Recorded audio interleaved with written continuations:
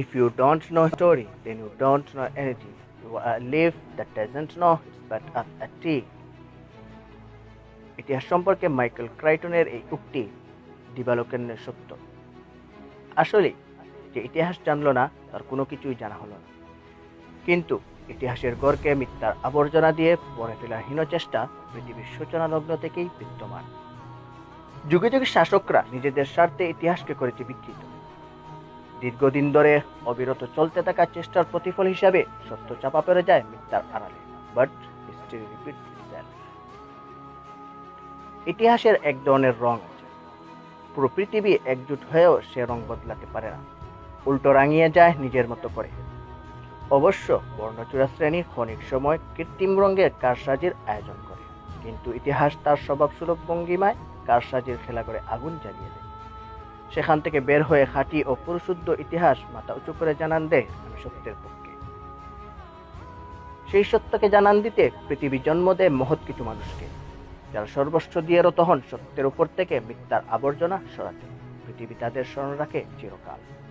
তাদেরই একজন জনপ্রিয় ও জনের অপ্রিয় সোশ্যাল মিডিয়া অ্যাক্টিভিটিস্ট ও লেখক পিনাকি ভট্টাচার্য ইতিহাসের উপর মিথ্যার আবর্জনা সরানোর কাজ আঞ্জাম দিচ্ছে।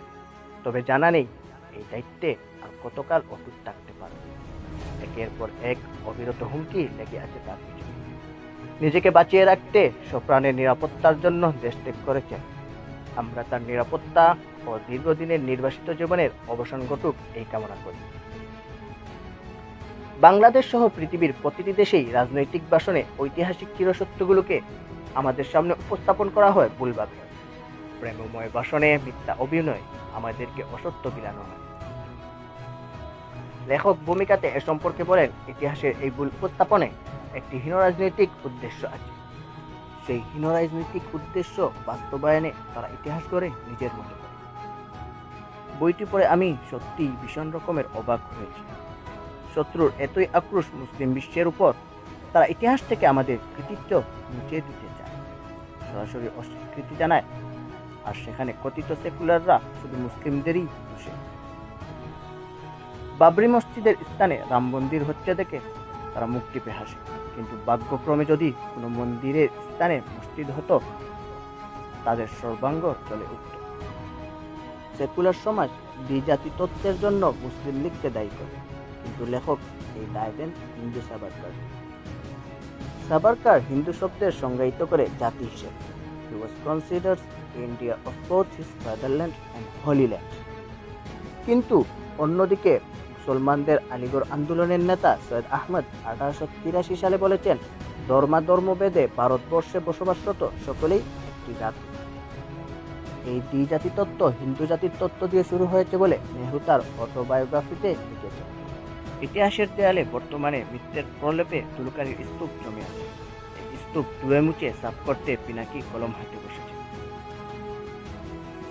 লিখেছেন ইতিহাসের তুলকারী, যা গার্ডিয়ান পাবলিকেশন থেকে প্রকাশিত। বইটিতে তিনি ভারত ও বাংলা ভাগের দায়, ভারতের স্বাধীনতা সংগ্রামে মুসলমানদের অবদান, ভারতবর্ষ ও মুসলমান সম্পর্কে প্রচারিত ভুল ধারণা, মুক্তিযুদ্ধে ভারতের অবস্থান ও রাজনৈতিক পদক্ষেপ, বখতিয়ার ও নানালদা এবং রবীন্দ্রনাথ প্রসঙ্গ। এভাবে বইটি সাজিয়েছেন 20টি অনুচ্ছেদে। সব বিষয় নিয়ে সূক্ষ্মভাবে আলোচনা করেছেন। প্রায় প্রতিটি বিষয় নিয়ে করেছেন বিশদ বিশ্লেষণ। সুতরাং বইটি হয়ে উঠেছে ইতিহাসের জীবন্ত সাক্ষী। ইতিহাসের খোয়ানো এই ছোট ছোট তত্ত্ব না জানার কারণে ঐতিহাসিক বোধগুলোকে কণ্ঠকাকীর্ণ করে রেখেছে এবং তার ফল হয়েছে মারাত্মক। তাই চলুন ইতিহাসকে চর্চা ও অধ্যয়নের মধ্যে দিয়ে জীবিত রাখি। জর্জ ওয়ারেল বলেছেন, The most effective way to destroy people is to bury and obliterate their born understanding of their history.